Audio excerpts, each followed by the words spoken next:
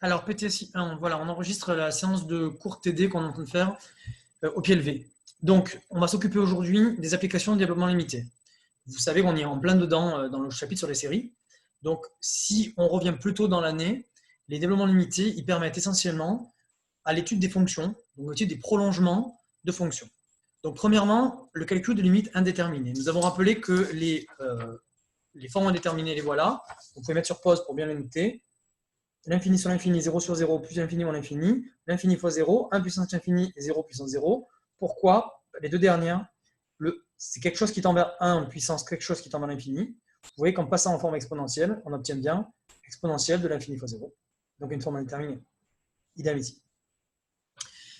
Donc, technique. Lorsque vous voulez enlever une de ces 6 formes indéterminées, premièrement, vous ramenez en 0. Comment vous ramenez en 0? Mettez sur pause si vous avez besoin.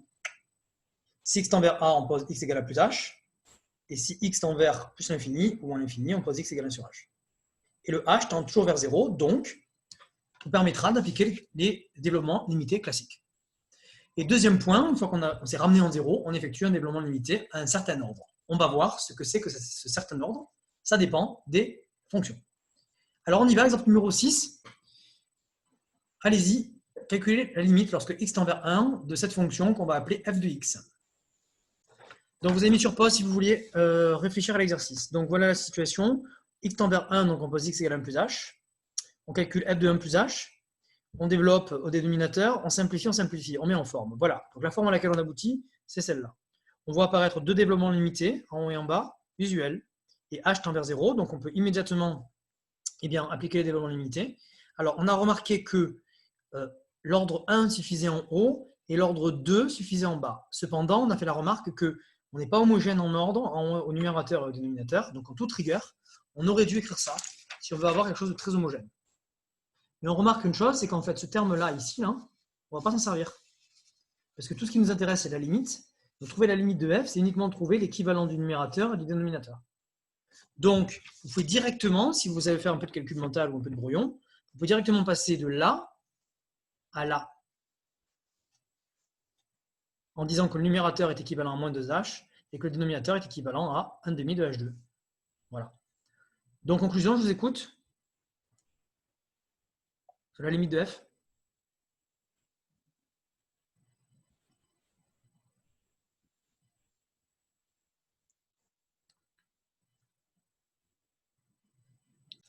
Voilà, d'où la conclusion à l'exercice. On vient de trouver ici la limite en 1 plus et la limite en 1 moins de la fonction f. Exemple numéro 7, c'est à vous. Donc c'est pratiquement le même, mais effectivement, j'ai changé un petit peu un signe au numérateur, ce qui va changer quelques petites choses dans le développement limité.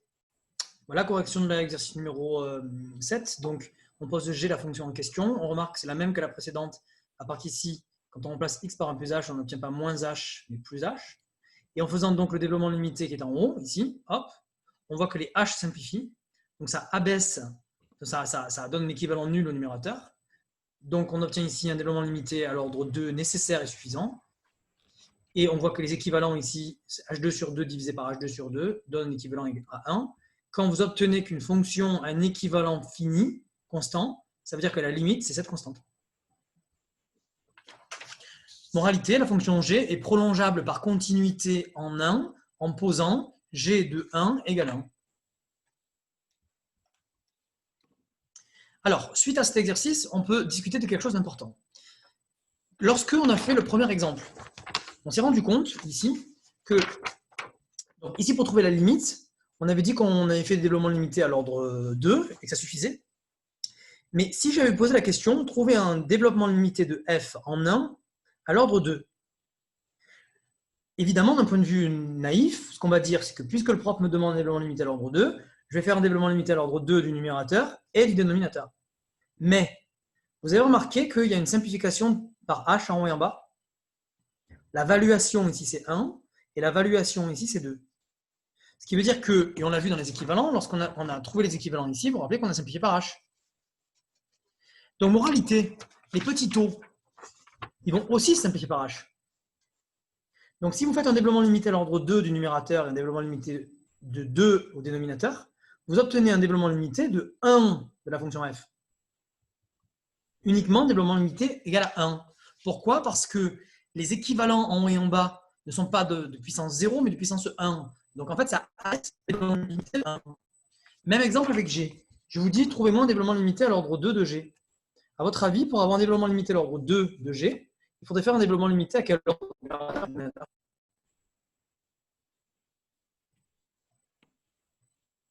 L'ordre 3. Alors, si on fait l'ordre 3, on va avoir des petits taux de H3 et des petits taux de H3, mais en haut et en bas, ça simplifie par combien?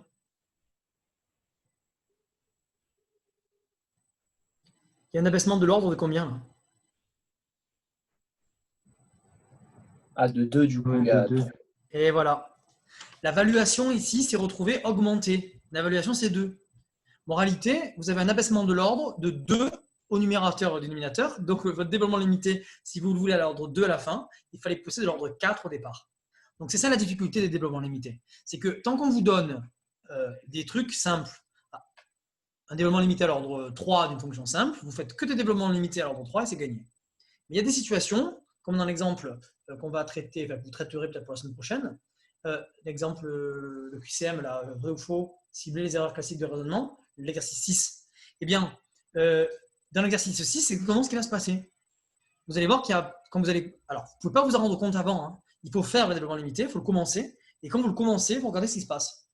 Et si vous voyez qu'il se passe des choses bizarres sur les petits ordres, des simplifications, ça veut dire qu'il faut que vous poussiez vos développements limités.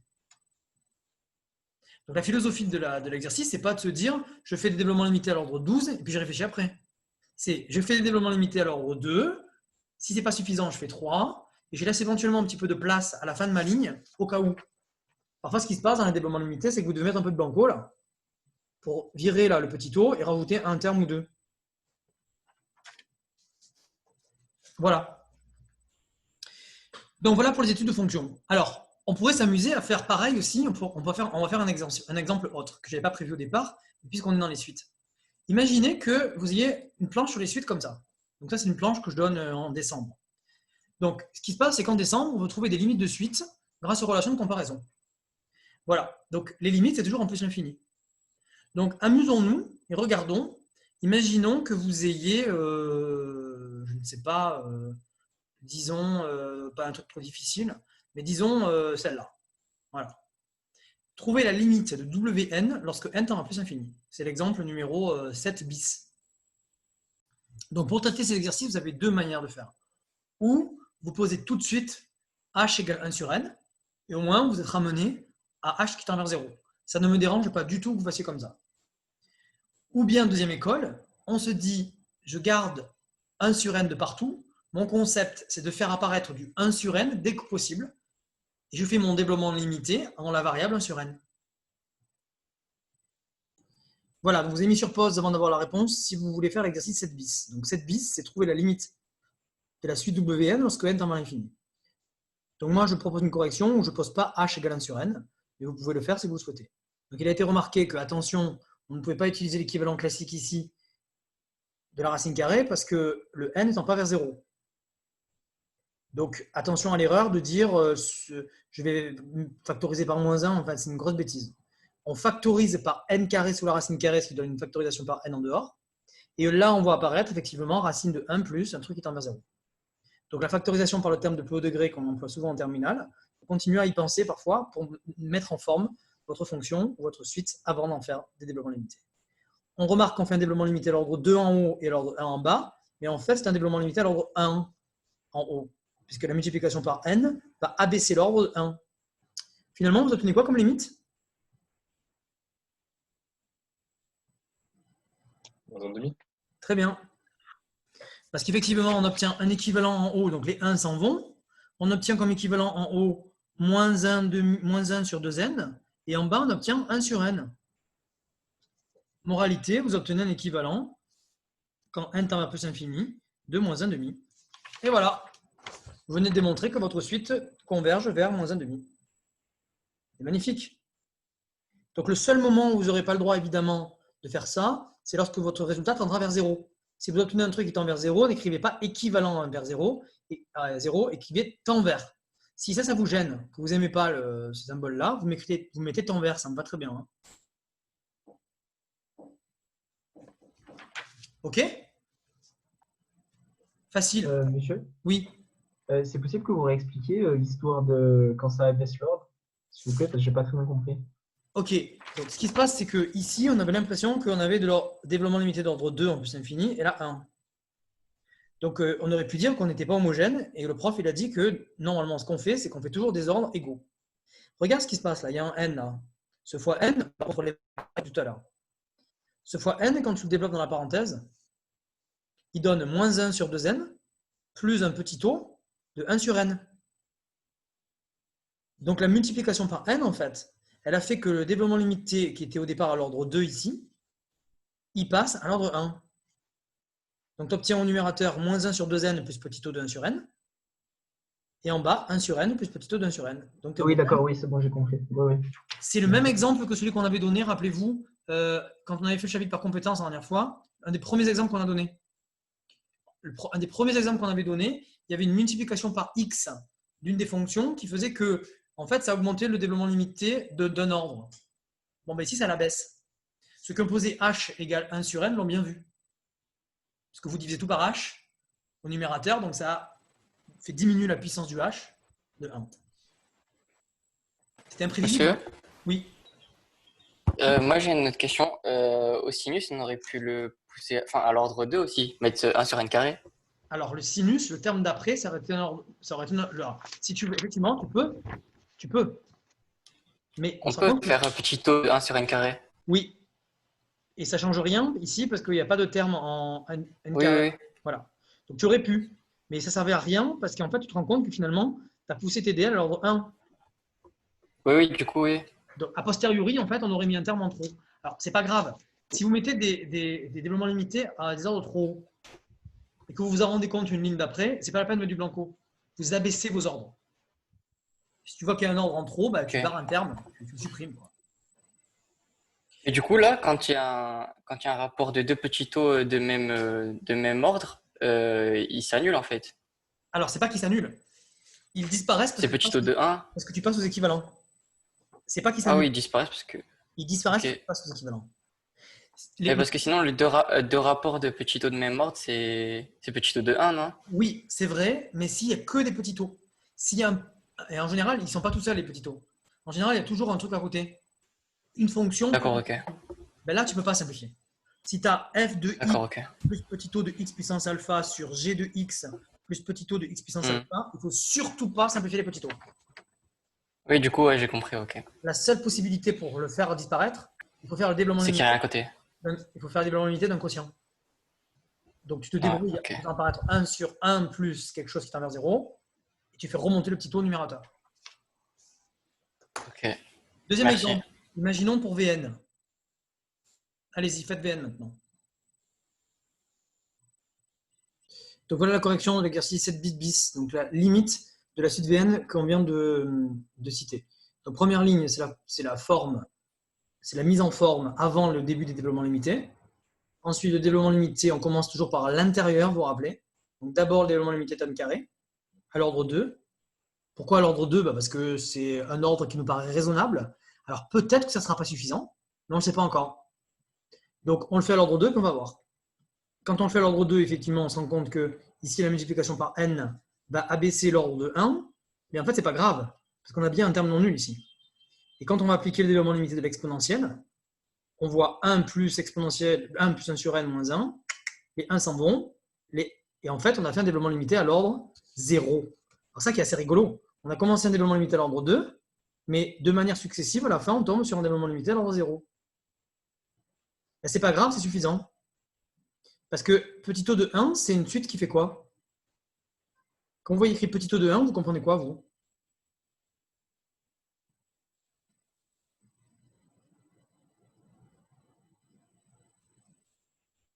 Qu'est-ce que ça signifie être un petit taux de 1? Équivalent à 1. Ah non. C'est être à l'ordre 0.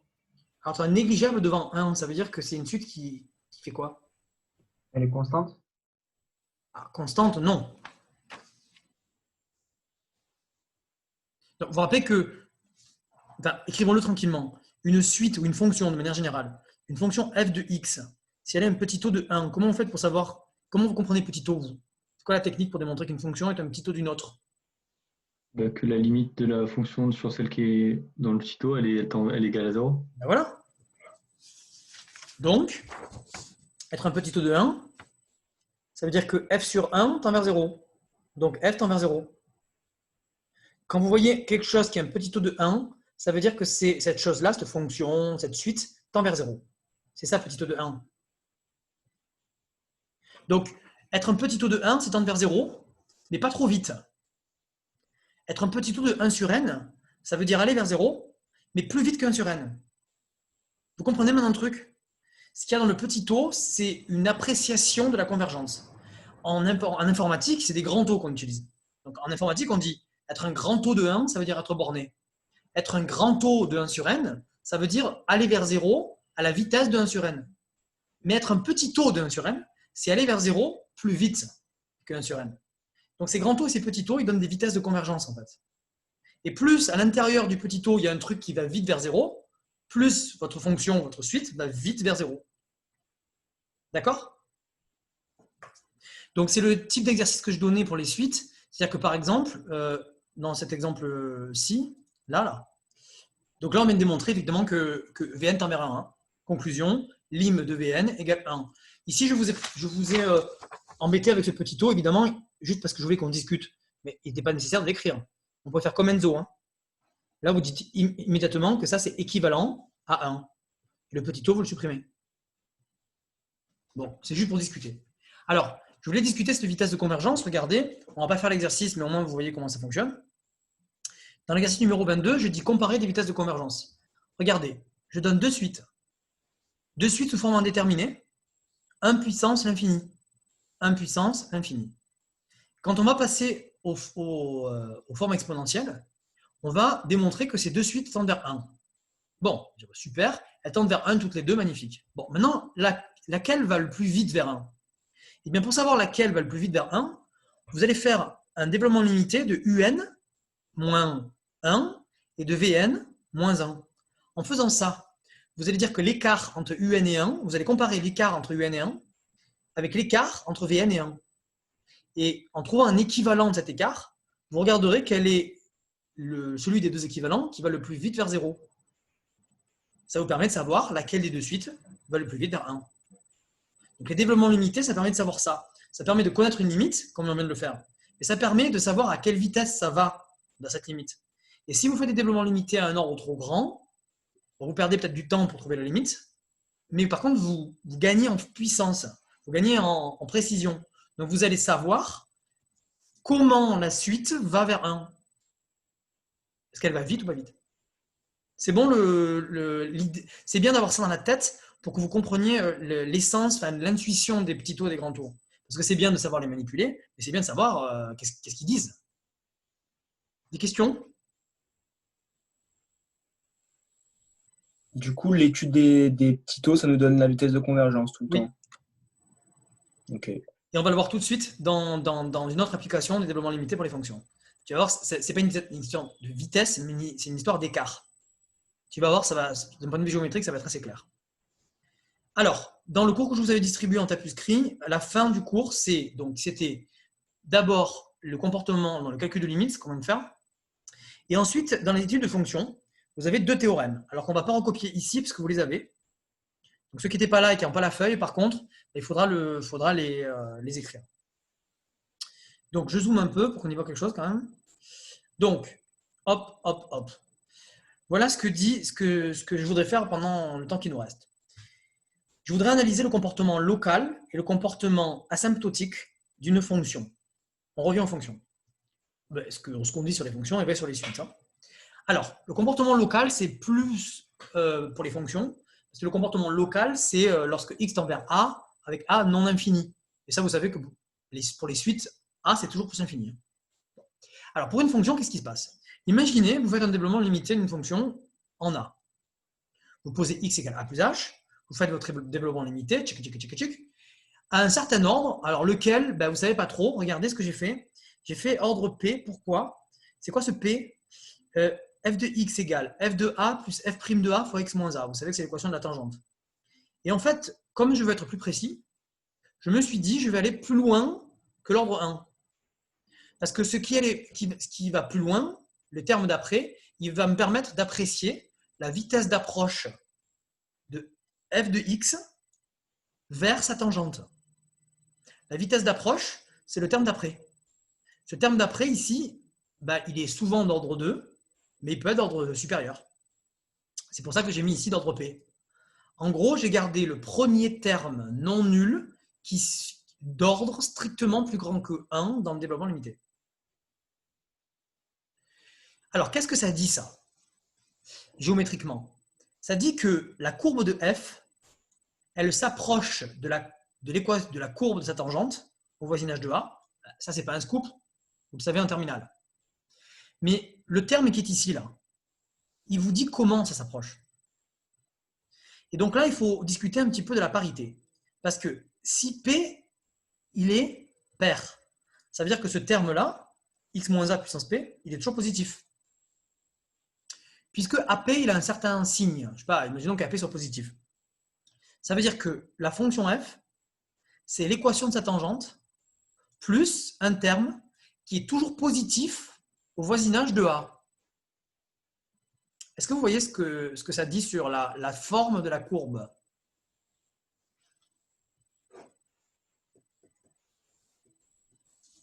Vous avez la courbe de f qui passe par ce point. TA, c'est la tangente.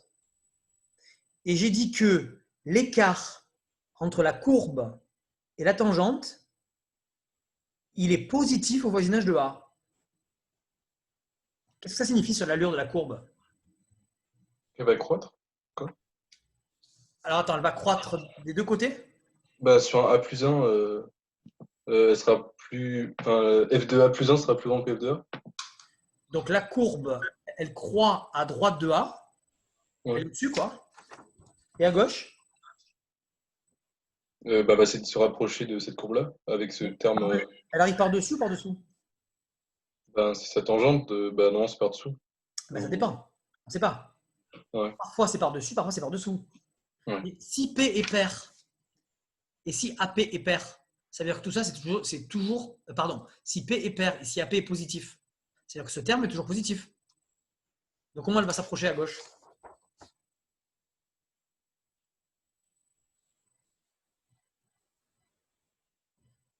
Les autres? Dessus ou dessous?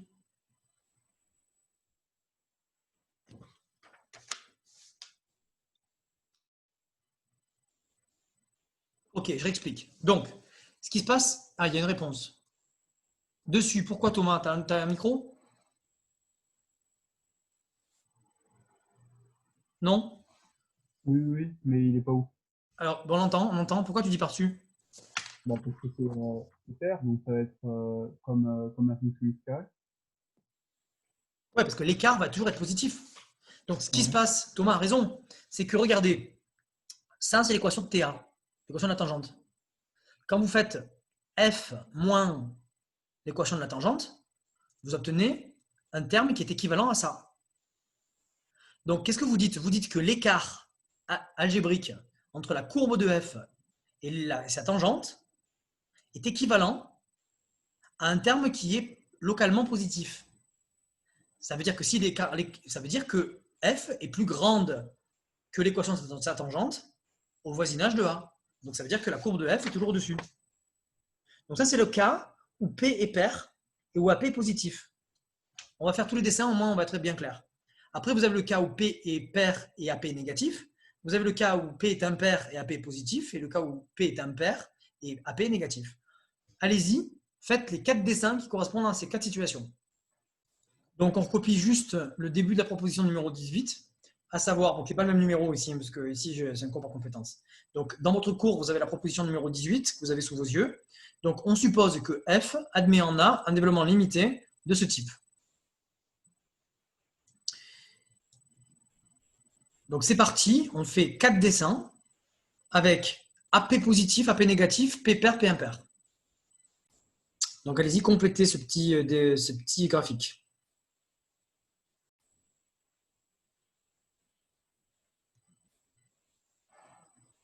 Donc voilà la correction pour ceux qui avaient voulu mettre sur pause avant. Vous avez eu le temps de chercher et on a trouvé effectivement avec Clémence ces 4 réponses. Dessus, dessus, dessous, dessous, dessous, dessus, dessus, dessous. Des questions? Vous savez comment ils s'appellent ces deux points? Lorsqu'il y a un changement de concavité, une fonction qui a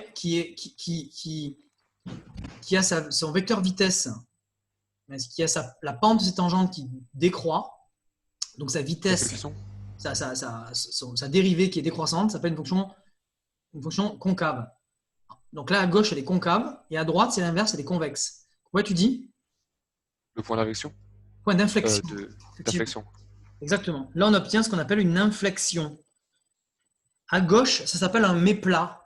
C'est un mot que j'utilisais, je sais, en SI, mais ça ne veut pas dire la même chose. Ça s'appelle un point méplat. C'est un point classique, vous voyez, qu'on rencontre très très souvent en maths. Et inflexion, qu'on rencontre aussi, mais pas tout le temps. Alors, c'est normal que les inflexions soient plus rares que les méplats. Parce que quand vous faites un développement limité à l'ordre 2, très souvent P est pair en fait. Très souvent, c'est plus probable que le terme qui soit ici, il n'est pas nul, plutôt qu'il soit nul, quand P vaut 2. Donc quand P vaut 2, souvent vous avez un terme pas nul, donc c'est la colonne de gauche. Et puis si, dans le développement limité, pour une raison X ou Y, le terme d'ordre 2 il s'en va, vous allez devoir pousser à l'ordre 3, et donc vous allez peut-être vous retrouver avec une inflexion. C'est bon? Voilà, donc là il y a plein d'exemples qu'on peut donner en la matière, c'est pas très, très compliqué. C'est quand vous allez faire un développement limité, on va donner un exemple, l'exemple 8. Alors, c'est ce que j'ai dit ici. Hein. Donc, la tangente TA pour équation, bah, ça vous le savez, c'est la terminale. Ce terme-là, c'est l'écart. C'est la position entre C et TA. F présente un extrémum local en A si et seulement si f' de A est égal à 0 et P est pair. Donc, c'est normal puisque, effectivement, on voit que dans les 4 configurations qui sont ici, si on veut avoir un extrémum, on ne peut pas être dans cette configuration-là, on est obligé d'être là. Donc, il faut que P soit pair, mais il faut en plus que la tangente elle soit horizontale. Pour que la tangente soit horizontale, il faut que le f' de A, donc son coefficient directeur, soit nul. Et pour que f présente une inflexion, il faut que P soit impair, c'est ce qu'on vient de voir. Alors, exemple numéro 8, on regarde la nature du point d'abscisse 0 pour la fonction qui est ici, c'est-à-dire 2 fois la fonction sinus hyperbolique. Alors donc, on en est où? Correction, la fonction f, on en fait un développement limité à l'ordre 3, puisqu'on a remarqué que les termes d'ordre 2 s'en vont. On obtient donc ici le terme linéaire, c'est toujours l'équation de la tangente. Donc, CF admet pour tangente en 0 la droite TA d'équation y égale 2x, n'oubliez pas les y égales. Et la position est donnée par le terme correctif ici. Donc, on étudie son signe. On voit évidemment que si x est positif, c'est positif. Et que si x est négatif, c'est négatif. Moralité, CF est au-dessus de TA à droite de 0, au-dessous de TA à gauche de 0. Donc, vous avez une petite inflexion. Donc là, vous avez deux manières de la voir, cette inflexion. Ou vous représentez 2x plus x cube sur 3, ou vous représentez la fonction 2SH. Alors, vous remarquez évidemment que le développement limité qu'on vient d'obtenir, regardez comme il est précis. Le développement limité qu'on vient d'obtenir, c'est le truc en bleu. Vous voyez comme c'est proche de la courbe de f. Bon, je l'enlève un instant, hop, et voilà. Donc voilà l'allure de la courbe de f au voisinage de 0. Vous savez tous représenter une droite de coefficient directeur 2. Hein. On passe par le point de rencontre de la droite et de la tangente et de la courbe. On avance de 1 et on monte de 2. Alors, deuxième application, après le comportement local, on va regarder le comportement asymptotique. Donc, le comportement asymptotique, c'est exactement ce qui nous occupe actuellement sur les séries numériques. Alors là, on va s'occuper des fonctions pour l'instant. Donc, on va supposer qu'on a effectué un développement limité de la fonction f, non pas en petit a ou en fini, mais en plus ou moins l'infini. Alors, quand vous allez faire un développement limité, on va le faire tout de suite dans un exemple, vous allez comprendre, un développement limité en infini, vous savez que dans le petit o, vous avez du 1 sur x puissance p qui va apparaître. Ça, c'est sûr. Mais au début, le développement limité peut apparaître un peu n'importe quoi. Dans les séries, actuellement, on n'a pas ces termes-là. On n'a pas ces termes-là parce que ce sont des termes de séries divergentes. Et donc, comme on a, je vous donne des exercices intéressants, les séries que je vous donne ne sont pas divergentes. Donc ces termes-là, ils n'apparaissent pas. Donc souvent, l'équivalent de f en plus l'infini, il ressemble à un truc du type c sur x puissance p. Mais pour les fonctions, ce n'est pas pareil. Pour les fonctions, il se pourra, lorsque vous faites un développement limité, que vous obteniez des termes ici affines. Alors, ici, vous avez une équation de droite qui apparaît, si jamais vous obtenez un développement limité de cette forme. Donc notons-le d'ailleurs, hein, petit b branche infinie. Donc, proposition 4, en tout cas, ce qui est clair, elle ne s'appelle pas 4 chez vous, elle s'appelle autrement. Vous, hop, je vais retrouver le numéro, c'est la proposition 19. Donc, on suppose que f admet en plus l'infini un développement limité de ce type. Donc, ce n'est pas l'y égale x plus b, c'est bien une équation de droite, mais ce n'est pas une tangente, on ne peut pas la qualifier comme suit. Pourquoi? Parce que comme on est en l'infini, ce qui se passe ici, c'est que f, la courbe de f, s'approche de la courbe d'équation y égale x plus b, et l'écart que vous voyez ici, là, lui, il n'est jamais nul. Il tend vers 0. J'ai supposé que C n'était pas nul. Hein. Je ne l'ai pas dit, mais il faut absolument le supposer. Il faut que C ne soit pas nul. Donc, ce qui se passe, c'est que la courbe de f s'approche d'une droite en l'infini. Donc, ça s'appelle une asymptote. Donc, c'est ce que vous faisiez en terminale, ça. Donc, vous pouvez mettre une accolade dessous. Y égale à x plus b, ça, c'est l'équation de l'asymptote oblique. Alors, elle peut être horizontale, évidemment, si b est nul. Si le coefficient directeur est nul. Donc, y égale x plus b, c'est une équation d'asymptote oblique, d'asymptote. Et ça, c'est toujours l'écart. Ça ne change pas, par contre. Ça vous donne la position de la courbe de f par rapport à son asymptote. Et donc, évidemment, le signe de c sur x puissance p donne la position. Donc, suivant si c'est positif, p pair ou impair, évidemment, on a des configurations comme on a fait avant. Mais là, on ne va pas faire de dessin. Alors, si le développement limité il a cette forme-là, on parle d'asymptote. Mais parfois, le développement limité, quand vous allez l'obtenir, eh bien, vous allez l'obtenir avec effectivement un truc qui tend vers 0 ici. Donc, tout ça, là, ça tend vers 0. Mais il se peut que devant, vous ayez une équation de parabole. Alors, dans ce cas-là, ça ne s'appelle pas une asymptote. Ça s'appelle une branche. En fait, c'est pour ça que j'appelle ça des branches infinies. Dans la famille des branches infinies, vous avez en particulier les asymptotes, celles que vous introduisez en terminale. Mais parfois, la courbe de laquelle s'approche f, ce n'est pas une droite. Évidemment, pensez au logarithme népérien, par exemple, ça n'approche pas d'une droite. Pensez à l'exponentielle, ça n'approche pas d'une droite. Donc là, ce qu'on appelle des branches infinies. Donc ici, on obtiendrait une branche parabolique. Donc ça veut dire que la courbe de f ressemblerait à une courbe de parabolique. Voilà. Bon, c'est hors programme, mais on en parlera l'année prochaine. Exemple numéro 9, c'est à nous. Je vous demande d'étudier les branches infinies de G définies par cette fonction-là. Voilà, exemple numéro 9. Donc, on fait un développement limité en plus l'infini de la fonction. Pour ça, on pose x égale 1 sur h, donc plus ou moins l'infini d'ailleurs, hein, on va voir. Donc, on pose x égale 1 sur h, et on effectue le développement limité. Donc, avant toute chose, on met sous une bonne forme, en vérifiant qu'on n'a pas écrit que racine de h2, c'était h, les valeurs absolues de h, et en vérifiant que ici, on a mis sous cette forme-là, avant de faire le développement limité. Donc maintenant, c'est parti, c'est facile. C'est un développement limité usuel. Je vous laisse terminer. Donc voilà la suite. 1 plus moins h, le tout à la puissance moins 1,5. C'est 1 plus u à la puissance alpha. Donc vérifiez vos signes. Attention, l'erreur classique en général, c'est d'oublier que le moins qui est ici, il est dans le carré. Donc on obtient ce développement limité à l'ordre 2. Alors compte tenu qu'il y a du 1 sur h devant, c'est un développement limité à l'ordre 1. On va voir si c'est suffisant. Donc voici la correction. En remplaçant, donc en faisant une disjonction de cas, si x est positif, ce qui signifie que h est positif, on obtient ce développement limité en plus l'infini à l'ordre 1. On en déduit ici qu'on lit l'équation de l'asymptote oblique y égale x plus 1,5 et que l'écart, la position 3 sur 8x est toujours positive. Donc la position, c'est que la courbe de G est toujours au-dessus de son asymptote au voisinage de plus l'infini. Je vous ai remarqué que c'est vraiment au voisinage de plus l'infini parce qu'on remarque ici un tout petit morceau de courbe qui est au-dessous. C'est normal, on ne le contrôle pas ça. Nous, le développement limité n'est valable que là en fait, très loin. On ne sait pas ce qui se passe. C'est déjà une chance que lorsque x vaut 5, on soit encore très proche. Hein. Il se peut que ça fasse n'importe quoi en 5. C'est uniquement en plus infini là, que le comportement est apprécié. Donc, lorsque cette fois x est négatif, ça signifie que h est négatif, donc sa valeur absolue c'est moins h, ça donne ce développement limité. Donc, phrase de conclusion, CG admet en moins l'infini une asymptote oblique delta tilde d'équation y égale moins x moins 1,5.